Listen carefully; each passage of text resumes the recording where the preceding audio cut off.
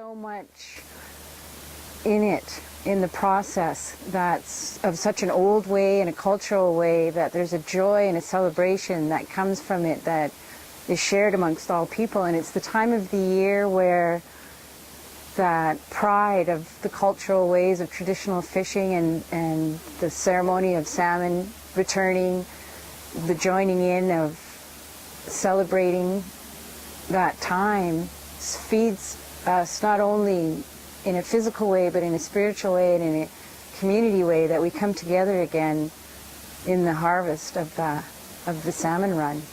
I know from watching Harold come home with the fish and cleaning them, it turns, the fishing season becomes this traditional time where we enjoy what comes from the river and how our traditions show up in that. And there's a time during that where our men's heads are up and we have our dignity. They're providing for us, the women are cooking.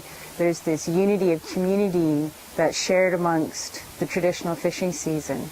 There's a social element to it where stories are shared, hands wave as those drive by from those who are fishing, the experience of spearing, what it was like to have speared, how big the fish was, how many went up, the celebration on the river of those coming down, this is coming down, the tides are up, the tides are down.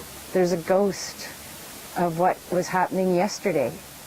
And I don't know what's going to happen from now, because I know a lot of this is our food for the winter, is how we feed our elders. Just last night, an elder asked Harold if he could save the fish heads, because it's an old way of the elders enjoying the heads of the fish. They eat it, they make soup from it. These are old cultural practices that are time-honored traditions that are shared every year at this time.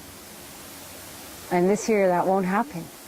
And the culture gets affected again, the people get affected again.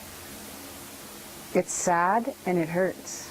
And the ripple effect that will come of it will be felt throughout the community in a way that I think what we've already go through on a regular basis in terms of violence and poverty and suicide will increase. And so in order for us to stop fishing and take away that time is going to be a high price to pay to save the salmon and to help the river and to pray for the water levels to come up.